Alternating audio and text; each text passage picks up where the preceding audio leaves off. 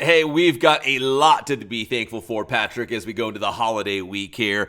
And we're going to start with some NFL action. And listen, if you're a Rams fan, you just got ran over by Saquon Barkley and the Philadelphia Eagles. Literally ran over. He had 255 yards and a couple touchdowns. That 255 was a new, team record.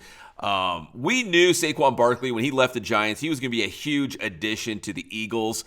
But the Eagles, I feel like, have gone back to the old school Eagles where they're just going to run the football and play defense. And that was the recipe, man. The Rams had no answer for Saquon Barkley.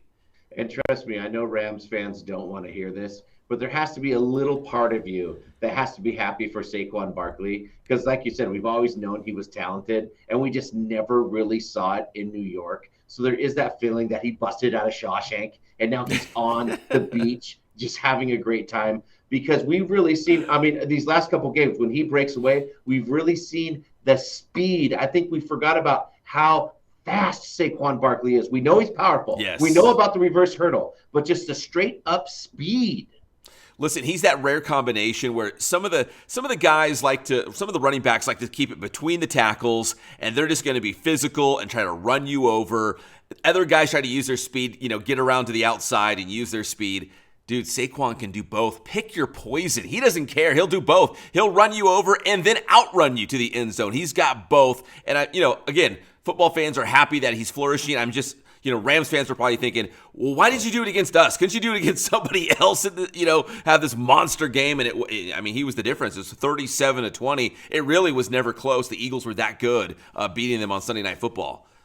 And it's we're at that point in the season where, a lot of teams played well early. Some of them didn't play well early. You're kind of seeing the teams who are kind of figuring it out. Yes. And I think the Eagles are one of those teams who are figuring it out.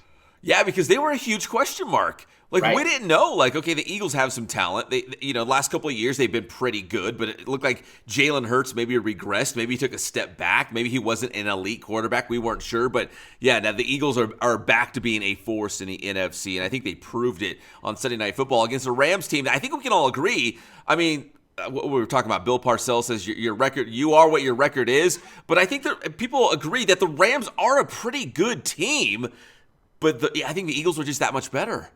Right, and kind of the opposite of how the Eagles are figuring it out. It looks like, yes, a ton of talent. The Rams are kind of coming apart a little bit. It's weird. Yeah, it is weird. And speaking of coming apart, my 49ers, they got punched in the face by the Green Bay Packers. Right in the kisser against Green Bay yesterday. And I know Brock Purdy was out. Nick Bosa was out, two of their star players.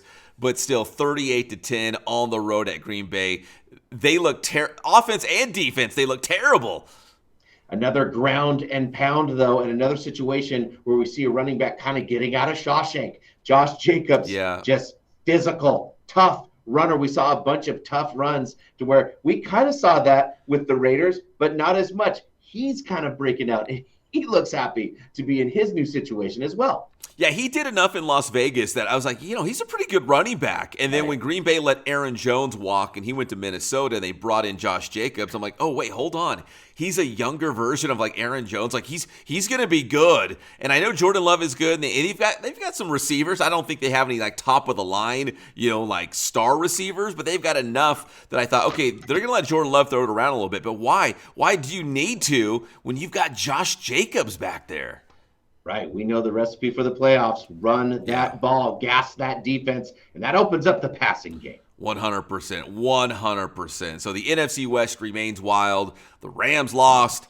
The Niners lost. The Seahawks won a big head-to-head matchup against the Cardinals. Patrick, I think that was a signature, meaningful win for Seattle. Right. And it's like you said, the NFC Wild, Wild West, we like to call it. The good thing for the Rams, for the 49ers, for any of it, you're still in this thing because, just one or two games separates first from last. So who knows? I think this makes the Rams-Seahawks game, the 49ers and the Seahawks again, the Arizona Cardinals and the Seahawks again. Those are going to be some important games. This is going to be a nail-biter, I think. Yeah, this is huge. And what's fun, too, is that the way the NFC is shaping up, if you win the NFC West, obviously you're going to go to the playoffs, but that might be the only team from the NFC West to make the playoffs. If you don't win the division, I don't know if you're going to get into the playoffs. We're that late into the season, and we can kind of see that taking shape. Yeah, you aren't getting into the wild card, man. No. So that's the NFC West. In the AFC West, though, I think there could be 3 teams from out of the AFC West to make the playoffs. Of course, Kansas City. The Chargers are looking real strong. Of course, they got that big Monday Night Football game, Harbaugh versus Harbaugh tonight against the Ravens. But also, the Denver Broncos are now 7-5 after they beat the Raiders 29-19. The AFC West can have 3 teams make the playoffs. And we've talked about this before with Denver. Bo Nix and talk about the Denver Broncos. They are a team who are figuring it out. So, I mean, they get into the mix. They're going to be very dangerous. Listen, it's a long, long season. And, our guy Jaden Daniels and the Washington Commanders bust out of the gates. And we're like, man, this team is for real. And then they've kind of cooled off a little bit. They got beat by the Cowboys. So we're not sure if they're a playoff team or what's going on with them right now. And then on the flip side, you got a team like the Denver Broncos who literally came from out of nowhere. But we talked about Bo Nix before. Ton of experience under his belt. I'm not surprised that he's having a lot of success. But now they actually look like a legitimate playoff team. And the AFC Wild Wild West is completely different. It's because they're a bunch of badasses and they're doing well. NFC West is because it's kind of race to the bottom. Who sucks the most? That's not the case in the AFC West. They are 3 legit teams. I like that. The race to the bottom in the NFC West. Race to the top in the AFC West. Race to the bottom in the NFC. I like that. Correct. All right, and real quick, what's the deal with those New York quarterbacks right now? The Giants released Daniel Jones, and the Giants are an absolute dumpster fire. I think we can agree on that. And then the Jets, there's all these rumors now they're ready to part ways. They might even cut Aaron Rodgers before the end of the season. Aaron Rodgers has said he wants to play again next season. It looks like it just won't be with the Jets. Right. I mean, a couple of things. One, Daniel Jones, we don't really know how good he is, if you ask me, because anytime someone leaves the Giants, they do seem to become amazing. Somebody is going to get a decent backup, so we'll kind of see. He has to be released. We'll see what happens there. And then Aaron Rodgers, I think it's classic, just like when you're a parent and you just do whatever the kid wants. They've done whatever Aaron Rodgers wants, and it's a freaking pile. It's a dumpster fire because you can't let the inmates run the asylum, dude. You have to be a real boss or a real parent and tell them what to do, even if he doesn't like it. I do think maybe Aaron has a little bit left in the tank, but he needs to be told what to do, not him telling the organization what to do. It's a big old pile. I like that one too. It's a big old pile with the Jets and the Giants. You're right, walking around on eggshells with Aaron Rodgers. It looks like that experiment did not work out. And with Daniel Jones, going back to him, look at Saquon Barkley, man. He went to the Eagles and he's like blowing up now. So Daniel Jones might have a shot somewhere else. Gardner Minshew broke his collarbone with the Raiders. Maybe there. I even heard because Daniel Jones is very athletic, that maybe Jim Harbaugh would bring him in as like a gadget guy to do a kind of like a wildcat quarterback thing, bring him in to run some plays, give Justin Herbert, a break here or there. So I think there's opportunities for him out there, but where will it be? Will it be this season? I think it will. It might even be this week. I mean, they even say even Minnesota's a possibility to back up Sam Darnold. Yeah. You get in that O'Connell tree, Yes. Who knows what could happen? Yeah, a lot of opportunities, but it looks like there's going to be some new New York quarterbacks come next season for the Giants and the Jets. And finally, Patrick, college football. Oh, man, dude, I love college football. There's nothing better, and especially now with this 12-team playoff, literally everything is, still in play. Everything is still on the table. I'll start with USC beating UCLA, not exactly for a playoff spot, but USC won 19-13 in the battle for LA, so the Trojans are now bowl eligible. I actually thought UCLA was going to win at the Rose Bowl, and the Trojans somehow found a way to pull it out.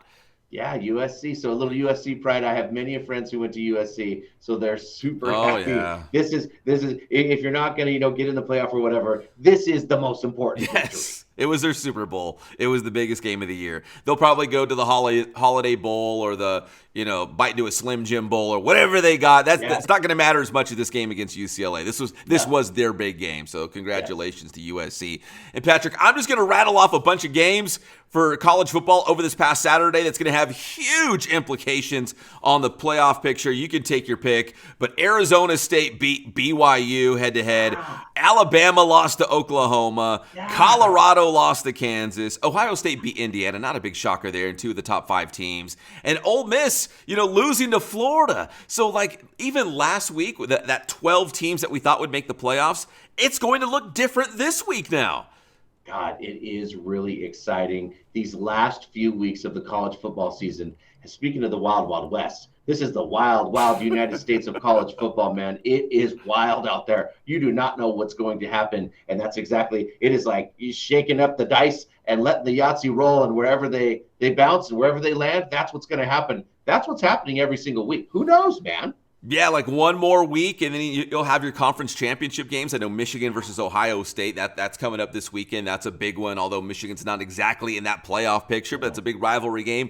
And then the conference championships. We told you about the Oregon Ducks. They're already in the Big Ten finals. I mean, there's still a lot in play. We all assumed Oregon would be the number 1 team, the number 1 seed in the playoffs, but maybe they lose at the end, and all of a sudden that's going to look different. So it makes it fun. And now I get it. It's kind of a slice of March Madness from basketball to football. I like it. I'm enjoying it. So we'll see what happens here at the end with some big games coming up still.